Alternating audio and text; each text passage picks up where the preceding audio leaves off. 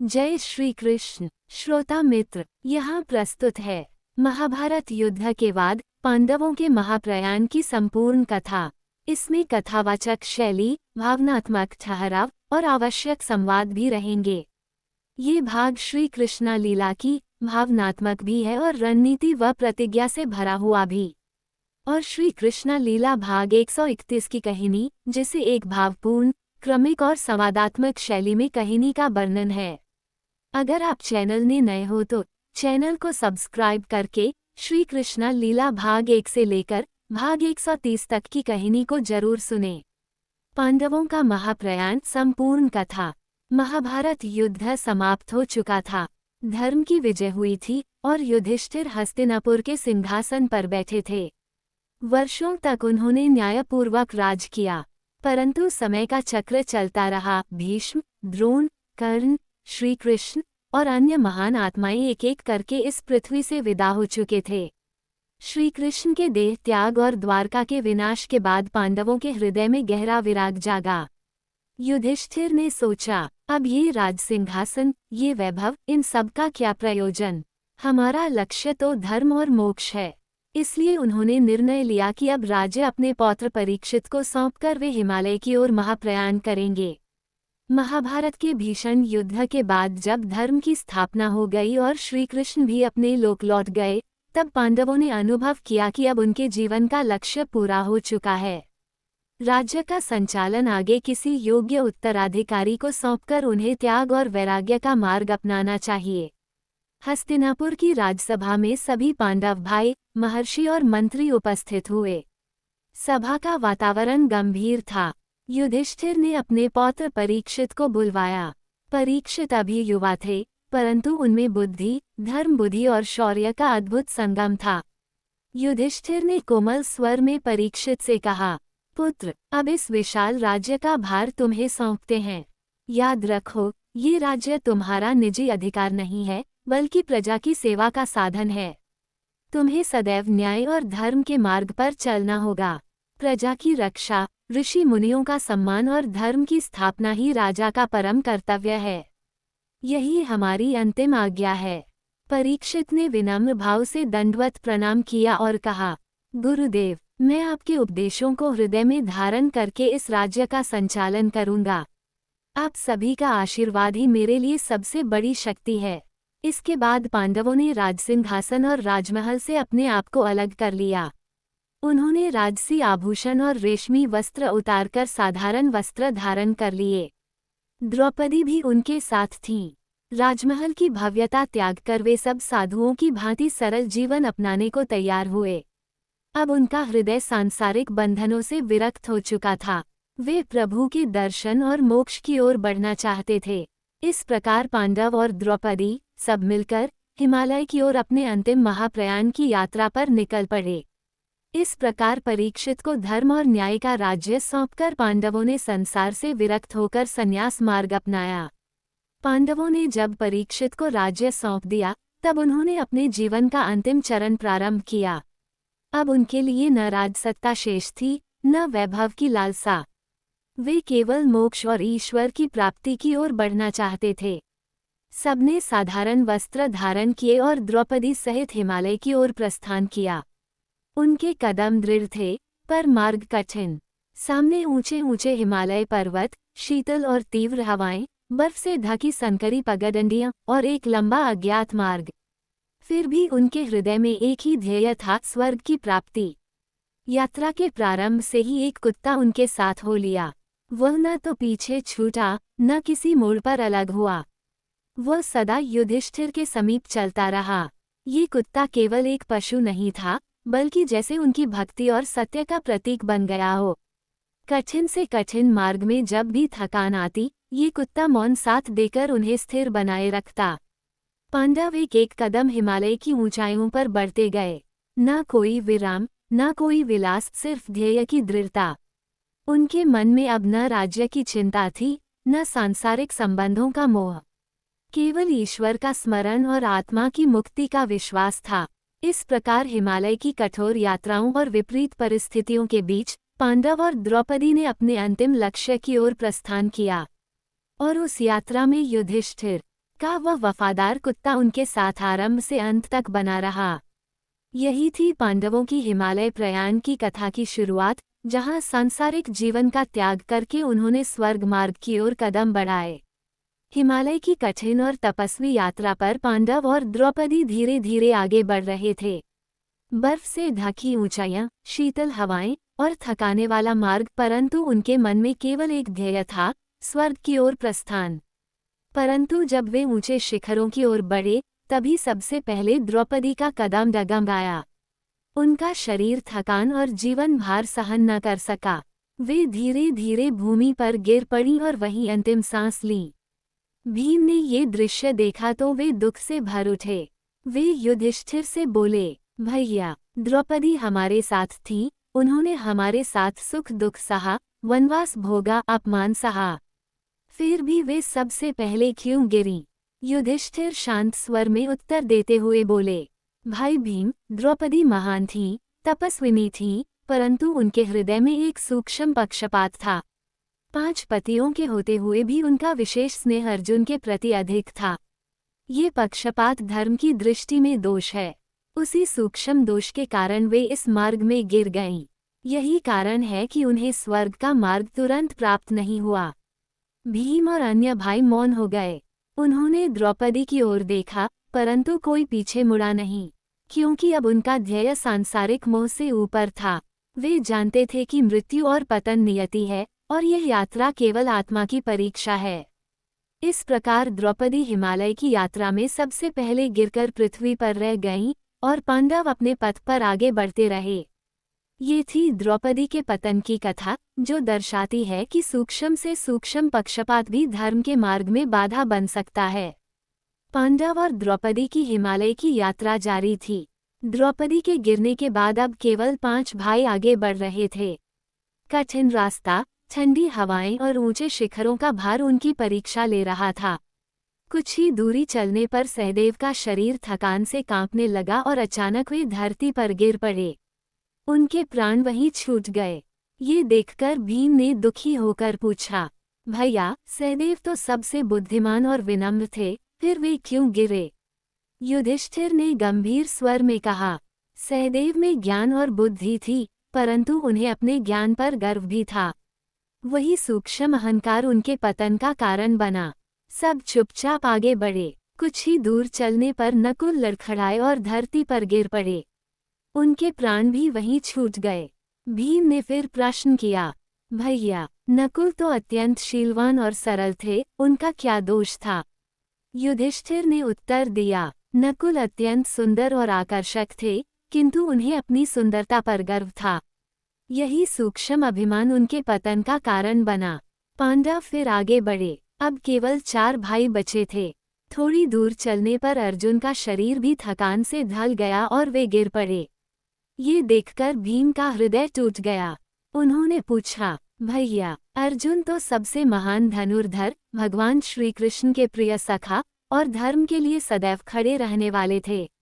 वे क्यों गिरे? युधिष्ठिर ने शांत भाव से कहा, अर्जुन का पराक्रम अद्भुत था। उन्हें अपने धनुष कौशल और शौर्य पर गर्व था। यही उनका सूक्ष्म दोष था और वही उनके पतन का कारण बना। इस प्रकार सहदेव, नकुल और अर्जुन तीनों मार्ग में ही छूट गए। युधिष्ठिर और भीम, उनके साथ वह कुत्ता, अब यात्रा पर आगे बढ़ते रहे। ये कथा हमें बताती है कि धर्म के मार्ग पर चलते हुए भी सूक्ष्म अहंकार और गर्व मनुष्य को पतन की ओर ले जाते हैं। हिमालय की ऊंचाइयों की ओर यात्रा अब और भी कठिन होती जा रही थी। द्रौपदी, सहदेव, नकुल और अर्जुन एक एक करके गिर चुके थे। अब केवल युधिष्ठिर और भीम आगे बढ़ रहे थे।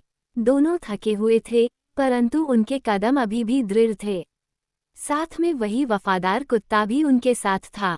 धीरे धीरे चढ़ाई और कठिन हो गई। बर्फ की मोटी परत, तीव्र शीतल वायु और थका देने वाली चढ़ाई, सब और मृत्यु का सन्नाटा पसरा हुआ था। इसी बीच अचानक भीम का शरीर लड़खड़ाया।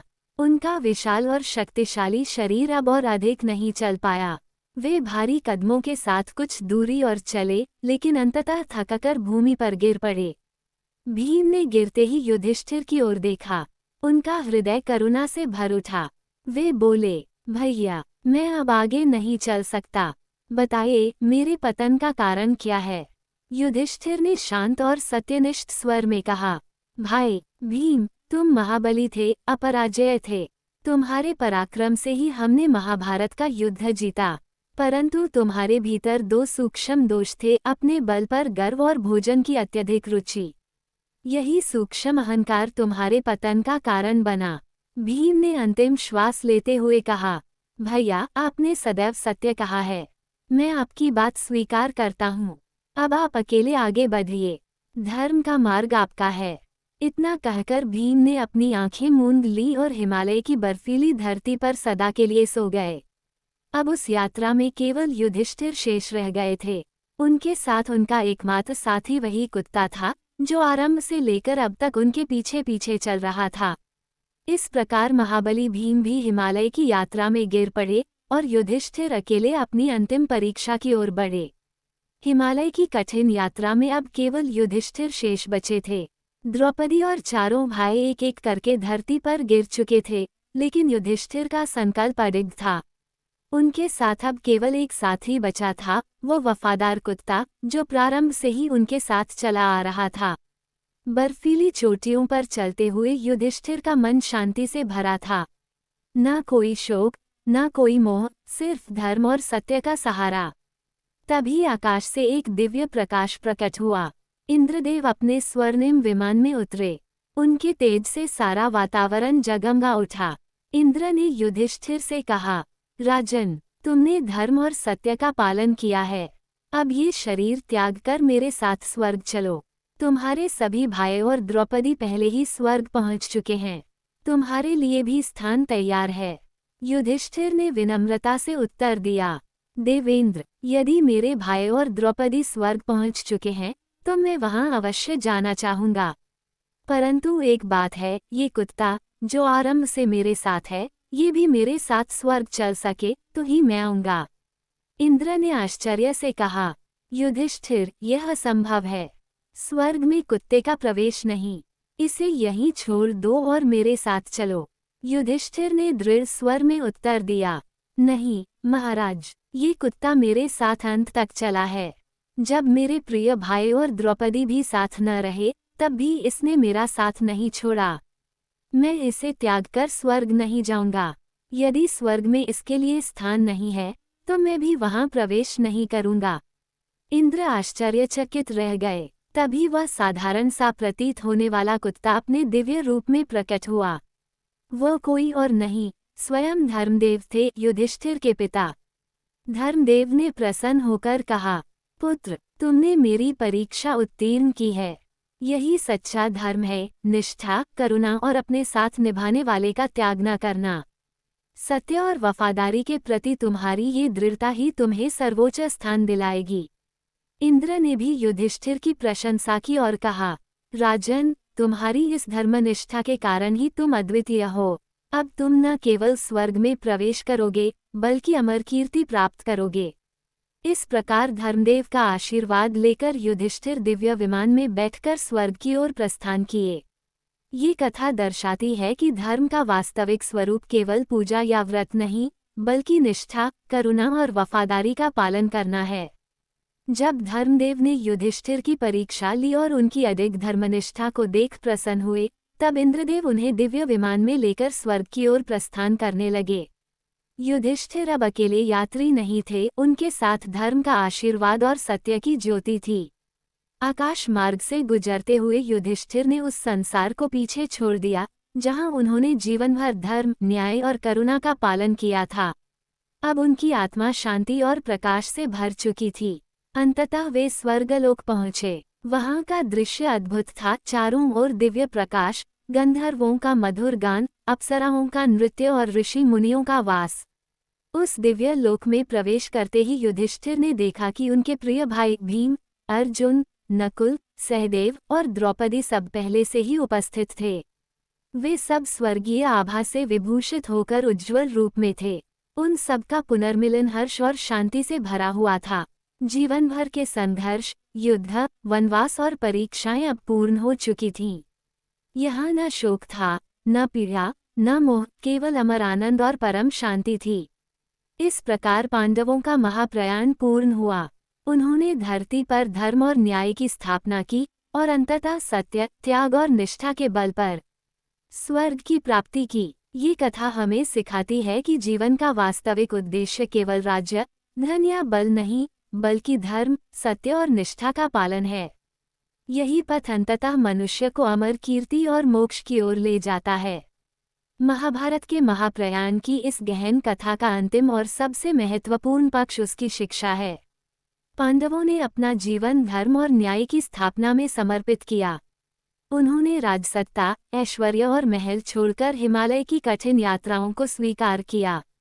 परंतु इस यात्रा में एक एक करके सब गिरते गए, द्रौपदी, सहदेव, नकुल, अर्जुन और भीम। उनके पतन के पीछे केवल एक कारण था, सूक्ष्म अभिमान। द्रौपदी के हृदय में अर्जुन के प्रति विशेष स्नेह, सहदेव का अपने ज्ञान पर गर्व, नकुल का अपनी सुंदरता पर अभिमान, अर्जुन का पराक्रम पर विश्वास और भीम का बल और भोजन की रुचि, यही उनके पतन का कारण बने।